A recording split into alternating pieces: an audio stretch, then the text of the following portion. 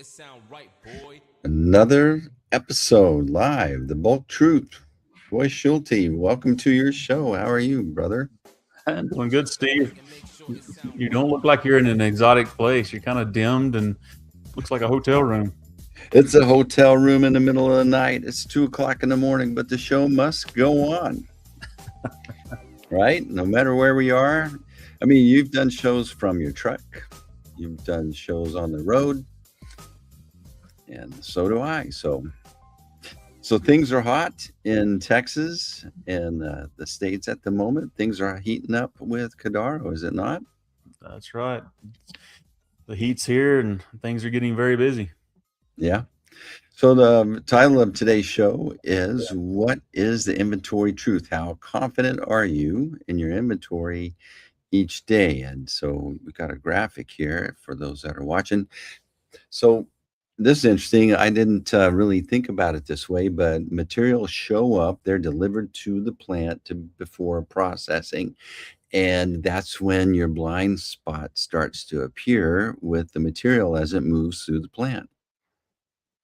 That's right. So usually there's two reconciliations. There's what's can't come in, so they have a firm record of what was delivered typically, and then as it goes through the plant or through the process, the next step is usually at the end of the process, what they measured as far as what the final output was or measurement.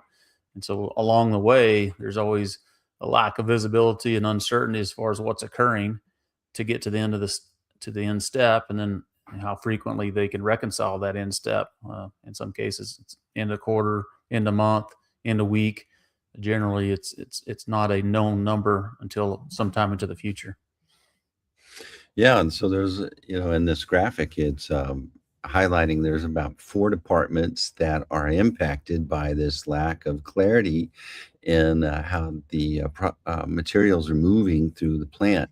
That's purchasing, receiving, accounting, and operations. Each one of those departments uh, has to be accurate, and that's where you guys can add a lot of leverage. Sure. Yeah. So you think about the operation side of the business. Once they've received material in and they know what quantities they start with, but it gets very difficult in some process to understand as they're proceeding through the week or through the month. Where they stand with those inventories. Many cases they're going out and taking physical measurements or physical estimates, but many times at the end of the day, accounting comes back and says, "Okay, here's the number. Here's what was processed," and then they try to true up or reconcile any gaps or differences.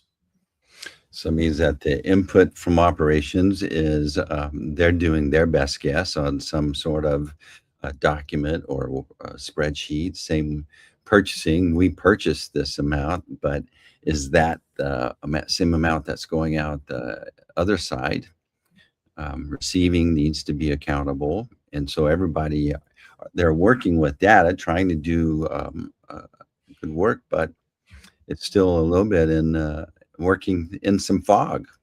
Sure. And it falls on the shoulders, I believe, of operations, the way it's diagrammed here. I mean, that's really where the lack of visibility is impacting their ability to have a good number at any given time to be communicating and that they can count on. And so as that movement is obviously it's dynamic. So it's they know where they started.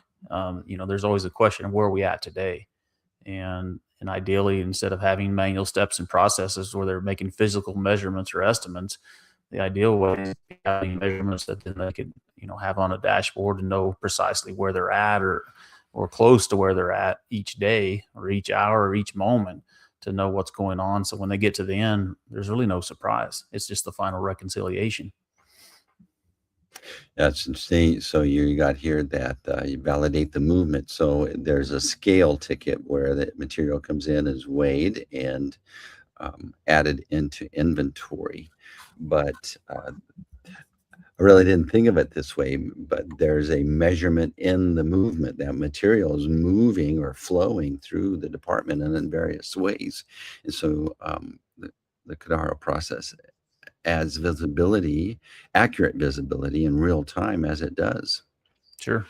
And we've talked a lot about our technology and how it's implemented to help optimize the production process. So how are they taking a beginning a number, and as it goes through the process, trying to influence the yields and the production. And so in the same way, the same opportunity with the same device is again to be tracking the inventory as the materials brought in, what quantity was brought in, and as it converts into its various forms, how much of that went into flour, how much of that went into a certain type of process. And so and then they get to the end as far as production, they have their final production numbers, but ideally they're going to be able to see how it started as a in the case of grain that came in as a soybean or a kernel of corn. How did that get converted through the process, and what was the remaining amount, and how does that get reconciled into actual production? It's quite sophisticated. It comes in as a grain or a kernel of corn, et cetera, and then it's combined with powder ingredients, and then it ends up in a pellet or a meal form. There's a very sophisticated mixing and measurement. And until the CADARO solution was available, that was mostly or is done by guesstimation, right? Guesstimations. Yeah. In most cases, that's exactly what's occurring. They're they're they're doing their best to estimate, which we call guesstimate, where they're at and what's going on. And again, they take physical measurements with the tape or some other means, and but depending on who the person is, how they're taking that measurement, the end results can vary and change. And it's not uncommon that there's a pretty significant variance at the end of the day when the true up comes. I like this term, unified departmental data that connects purchasing, receiving, operations, and accounting around one complete material record. I mean, you guys are really you're not just helping the material flow through the organization. You're empowering the organization to make better decisions because they have the clarity and the accuracy of what's going on. Sure. Well, I think the title, "The Inventory Truth," is appropriate, right? There's one number. It's what everybody can stack hands on and have confidence in. And so instead of debating what the number is or trying to figure out when did it change, there's a single number that people are watching and tracking on a daily basis. And then as they get to the end, it's a simpler process as far as reconciliation and sign offs and moving to the next month or the next quarter. And so I think that's where things boil down. And it's really the same in as we use the information and the data in the process side of the business. And so a single number that you can rely on, and it becomes the company's truth, right? It's not a departmental truth. It's our number, and we all have faith in that number. It seems like that would unify the team in a what's the word? The team becomes more unified or more in coordination, giving confidence to the management team instead of having to do all this audit and reconciliation. Then they can freeze them up to plan, to advance other agendas instead of being pulled into this auditing, continuous auditing. Sure. I think it simplifies the process for sure. And so, and the fact that if you're getting, ongoing updates as far as where inventory's at or where production's at, um, it allows people to take an action, right? Why is inventory more? Or why is inventory less? Why did we have a really good day yesterday versus last week on converting the inventory to, finished goods or materials? So I think it could really facilitate some good internal discussions and meetings. But again, it could always be evident, right? It's visible on the screen where we at today, and so people really are not waiting till the end for some type of surprise, which most cases no one likes a surprise. When you ran into this opportunity here, this CADARO opportunity, I imagine there were scenarios you had in your head that immediately you saw or recognized that it resolved. But over time now, it's been over how long has the CADARO uh, been around? A little over 3.5 years as far as us owning the technology. Yeah. And so, think back to when you first came into the technology and you realized certain upsides. What are some of the upsides you see now that you didn't see at that time? I mean, at the very beginning, we believe that the measurement was going to create transparency, right? So that speaks to the visibility that we're seeing here as it relates to inventory. Then the next step was being able to see material flow, so understand the rhythm and the flow of a facility or of a process, but probably didn't appreciate how important that could be throughout the whole process at each given phase of gaining that visibility and the actions that were going to come. And 3.5 years ago, who would have thought AI was going to become what it is even today, right? And where it's potentially going. And so, when having good quality data to be relied upon, as you're thinking about implementing AI, or if you're thinking about, how do you continue to modernize and automate some of these processes, that it continue that builds upon the vision that we had as far as creating that transparency and visibility. Wow. I think about it while you're talking there. It, it it is a given that every plant will want to implement some aspect of artificial intelligence, and having access to the data that the CADARO process offers complements that or affirms it, right? Sure. Sure. I mean, that's as we do on a daily basis, different, it doesn't matter if it's our financials plan versus actuals, and you throw it in AI and have it, pull out the key points. Same opportunity as you generate data from Cadaro's technology as far as measuring the performance in the plant, look at plans, look at actuals, it creates greater visibility at each step along the way that you've implemented one of the Cadaro flow sensors, right? The data that it's generating and the visibility and insight it may provide you. Wow, the flow sensors immediately, I guess, immediate light bulbs going off. Oh, we can really see clarity in the inventory as it moves through the plant. But then the upside for the C-suite is all this data that becomes available for planning, prediction, automation, other opportunities that will reveal themselves as the other technologies come to complement with this. Right. Yeah, I'd say in most cases, I mean, inventory visibility is a secondary benefit.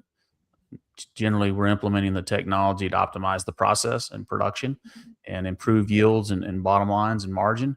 But the same information we're generating just goes hand in hand with having uh, the ability to reconcile inventories on an ongoing basis in a very timely manner. So, talk about, I always ask these questions, but talk about the various applications. So, we have the veracity model. Go ahead and kind of talk about those and the differences, please. Yeah, so we have two lines. Veracity stands for our vertical applications, integral for the incline applications. So regardless if you have a vertical chute or pipe or one that's on an incline, the great thing is our Cadaro flow sensors can fit in both applications. And so we have the most recent release was the Veracity Diamond series, which are very low profile. We continue to find that in most plants, there's not a lot of extra space. And so we're always looking for a transition point to implement one of our flow sensors. And so under an overhead bin between conveyors, generally they're very tight spaces. So we have the option, we have greater opportunities. We can scale the technology. We can measure flow rates as low as 15 pounds a minute all the way to 50,000 pounds a minute.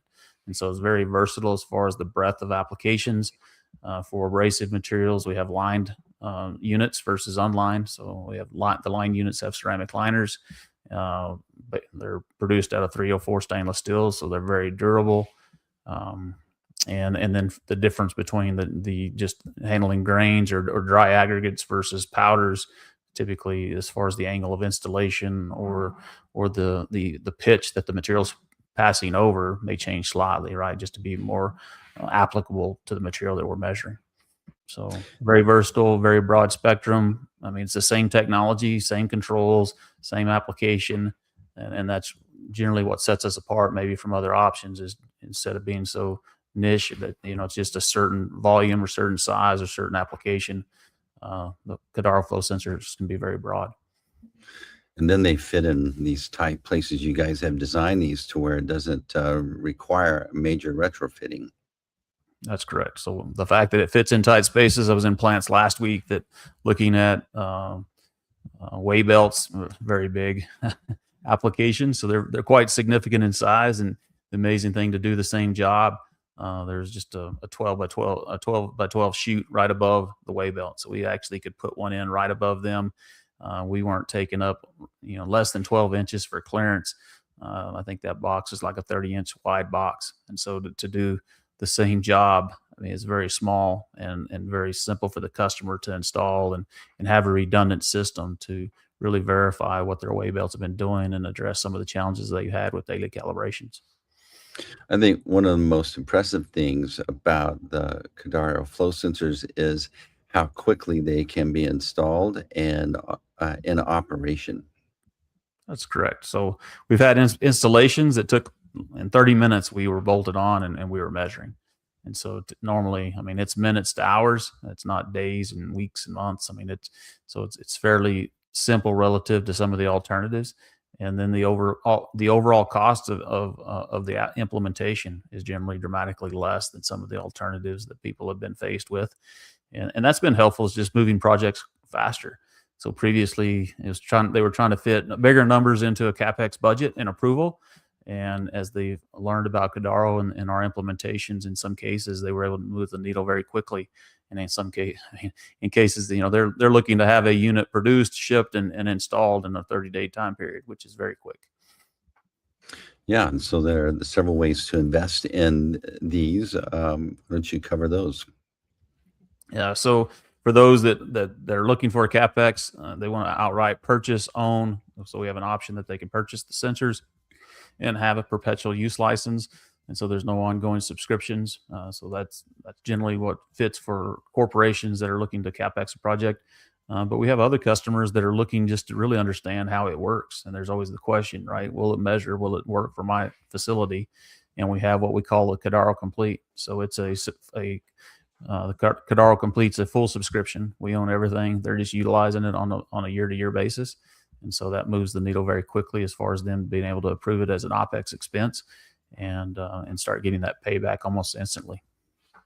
Regardless, the accurate data within plus or minus 1%, as that data or information can be showing up on a dashboard locally and remotely as well in the same time span, right?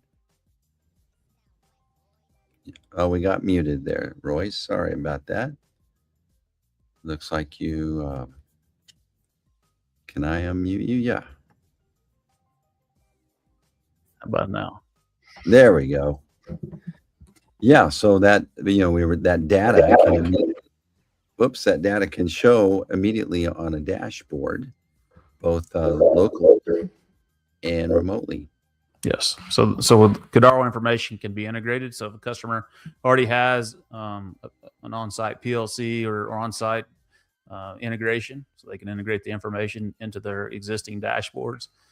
So in many cases, that's what customers are looking for. They're not looking for really another system. They're just wanting to integrate the data and information into existing systems, and CADARO fits very well with that. All right. So Royce, let's say I've been listening to you. This is something that we've been feeling we need. We didn't know we could expect it. How can we connect with you and start a conversation?